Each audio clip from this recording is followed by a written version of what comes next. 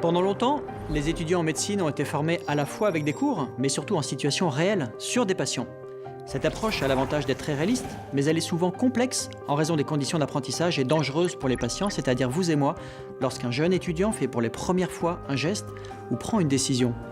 Ce modèle a longtemps été la référence, mais moi, il y avait quelque chose qui me titillait. Je ne pouvais pas m'empêcher de penser qu'il aurait mieux fallu reproduire de façon suffisamment réaliste les patients et les situations médicales pour apprendre aux étudiants en simulant des états de santé. C'est alors que j'ai eu l'étincelle, en pensant au programme de simulation de vol. Et oui, ça fait longtemps que les pilotes de ligne utilisent ces logiciels pour apprendre à voler, mais aussi à gérer les situations imprévues ou complexes. Grâce à l'aide de l'Université Paris-Descartes, nous avons alors construit un des premiers hôpitaux virtuels où on ne soigne que des mannequins ultra perfectionnés, des robots et où on réalise des interventions chirurgicales numériques.